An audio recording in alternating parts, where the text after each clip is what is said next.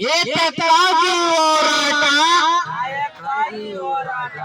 ವಿಕಲಚೇತನರ ಸಮುದಾಯವನ್ನು ಕಡೆಗಣಿಸಿದ ರಾಜ್ಯ ಸರ್ಕಾರಕ್ಕೆ ಬೇಕೇ ಬೇಕು. ಎಲ್ಲಿಯವರೆಗೆ ಹೋರಾಟ, ಏಕಕ್ಕಾಗಿ ಹೋರಾಟ, ವಿಕಲಚೇತನರನ್ನು ಕಡೆಗಣಿಸಿದ ಸರ್ಕಾರಕ್ಕೆ ಬೇಕೇ ಬೇಕು. ಒಂದೇ ಒಂದೇ ಏನೇ ಬರಲಿ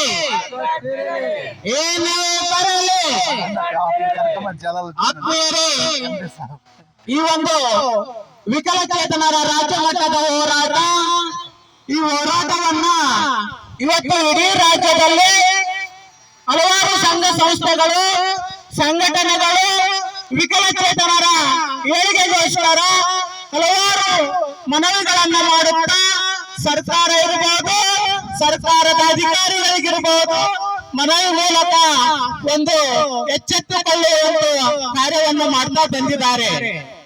ಆದ್ರೆ ಇವತ್ತು ಇಂಥ ಒಂದು ಬೆಳಗಾವಿ ಅಧಿವೇಶನದಲ್ಲಿ ನಮ್ಮ ವಿಕಲಚೇತನರ ಕ್ಲಿಷ್ಟ ಸಮಸ್ಯೆಗಳನ್ನ ಅರ್ಥೈಸಲಿಕ್ಕಾಗಿ, ವಿಕಲಚೇತನರ ಜ್ವಲಂತ ಸಮಸ್ಯೆಗಳನ್ನ ಅರ್ಥೈಸಲಿಕ್ಕೆ, ವಿಕಲಚೇತನರ ಅನುದಾನವನ್ನ ಯಾವ ರೀತಿ ಖರ್ಚು ಮಾಡದೇ ಇರತಕ್ಕಂಥದ್ದನ್ನ ಸರ್ಕಾರದ ಗಮನ ಸೆಳೆಯಲಿಕ್ಕೆ, ಹಾಗಾಗಿ ಇಂಥ ಒಂದು ಯೋಜನೆಯನ್ನ ಇಟ್ಟುಕೊಂಡು ಇವತ್ತು ಇಡೀ ರಾಜ್ಯದಲ್ಲಿ ಇವತ್ತು ಬೇರೆ ಬೇರೆ ಸಂಘಟನೆಗಳು ತಮ್ಮ ವೈಯಕ್ತಿಕವಾಗಿ ಇವತ್ತು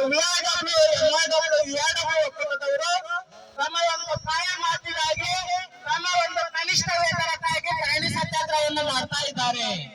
ಆದ್ರೆ ಇವತ್ತು ಆರ್ಪಿಡಿ ಟಾಸ್ಕ್ ಫೋರ್ಸ್ ಇಡೀ ನಮ್ಮ ವಿಕಲಚೇತನರ ಸಮುದಾಯಕ್ಕೋಸ್ಕರ, ಇಡೀ ನಮ್ಮ ವಿಕಲಚೇತನರು ಏನೆಲ್ಲ ಒಂದು ಸೌಲಭ್ಯಗಳಿಂದ ವಂಚಿತರಾಗಿದ್ದಾರೆ, ಯಾವ ಒಂದು ಸಮಸ್ಯೆಯಿಂದ ಬಳಲ್ತಾ ಇದ್ದಾರೆ, ಅದೆಲ್ಲವನ್ನ ಮನಗೊಂಡು ಇವತ್ತು ಬೆಳಗಾವಿ ಅಧಿವೇಶನದಲ್ಲಿ ಸರ್ಕಾರ ಮತ್ತು ಸರ್ಕಾರೇತರ ಚುನಾಯಿತ ಪ್ರತಿನಿಧಿಗಳಿಗೆ ಕಣ್ಣು ತೆರೆಸತಕ್ಕಂತ ಕಾರ್ಯವನ್ನ ಇವತ್ತು ಈ ಒಂದು ದಿನದಲ್ಲಿ ಮಾಡಲಿಕ್ಕೆ ಮುಂದೆ ಬಂದಿದ್ದಾರೆ. ಯಾಕೆ ಸ್ನೇಹಿತರೆ, ಇವತ್ತು ಸುರೇಶ್ ಪಿ ಭಂಡಾರಿ ಅವರು ಮಾತ್ರ ಈ ದಿನ ಒಂದು ಹೋರಾಟದ ಮೂಲಕ ಮಾತ್ರ ಹಕ್ಕನ್ನು ಪಡೆದುಕೊಳ್ತಾ ಇದ್ದಾರಾ? ಯಾಕೆ ಇವತ್ತು ವಿಜಯಲಕ್ಷ್ಮಿ ಮೇಡಮ್ ಅವರು ಒಬ್ಬ ಆರೈಕೆದಾರರಾಗಿ ತನ್ನ ಮಕ್ಕಳಿಗೆ ಏನೆಲ್ಲ ಒಂದು ಸಮಸ್ಯೆಗಳಿದ್ದಾವೆ, ಆ ಮಕ್ಕಳನ್ನು ಸಲಹೆ ಹಾಕಬೇಕಾದ್ರೆ ಅಲ್ಲಿ ಒಬ್ಬ ತಾಯಿಯ ಕಷ್ಟ ನಷ್ಟ ಏನು ಅಂತಕ್ಕಂಥದ್ದನ್ನ ಇವತ್ತು ಇಡೀ ನಮ್ಮ ರಾಜ್ಯದ ವಿಕಲಚೇತನರ ಆರೈಕೆದಾರರ ಮನಸ್ಥಿತಿಯನ್ನ ಮನಗಂಡು ಅದನ್ನು ಇವತ್ತು ಸರ್ಕಾರ ಮಟ್ಟದಲ್ಲಿ ಗಮನ ಕೊಟ್ಟು ಅಧಿಕಾರಿಗಳು ಮತ್ತು ನಮ್ಮನ್ನು ಆಳ್ತಕ್ಕಂಥ ಸರ್ಕಾರದ ಕಣ್ಣು ತೆರೆಸಲಿಕ್ಕೆ ಮುಂದೆ ಬಂದಿದ್ದಾರೆ.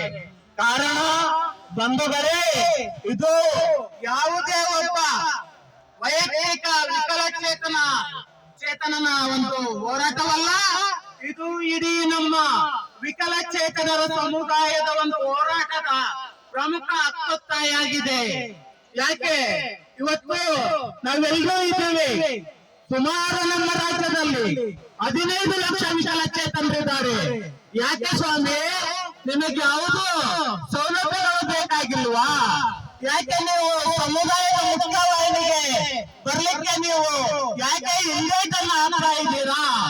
ಯಾಕೆ ಇವತ್ತು ಈ ಒಂದು ಭಾರತ ದೇಶದಲ್ಲಿ ಡಾಕ್ಟರ್ ಬಿ.ಆರ್. ಅಂಬೇಡ್ಕರ್ ಅವರು ಒಂದು ಸಂವಿಧಾನವನ್ನ ನಮಗಾಗಿ ಕೊಟ್ಟಿದ್ದಾರೆ. ನಮಗೆ ಬದುಕುವ ಹಕ್ಕು ಇದೆ, ನಮಗೆ ಜೀವಿಸುವ ಹಕ್ಕು ಇದೆ. ಒಬ್ಬ ಸಾಮಾನ್ಯ ಮನುಷ್ಯನಿಗೆ ಒಂದು ಪ್ರಜಾಪ್ರಭುತ್ವ ಸರ್ಕಾರ ಏನೆಲ್ಲ ಒಂದು ಹಕ್ಕುಗಳನ್ನು ಕೊಟ್ಟಿದೆ, ಇವತ್ತು ಅವು ಹಕ್ಕುಗಳು ನಮ್ಮ ಇಡೀ ವಿಕಲಚೇತನರಿಗೂ ಕೂಡ ಸಿಗ್ಬೇಕಾಗಿದೆ.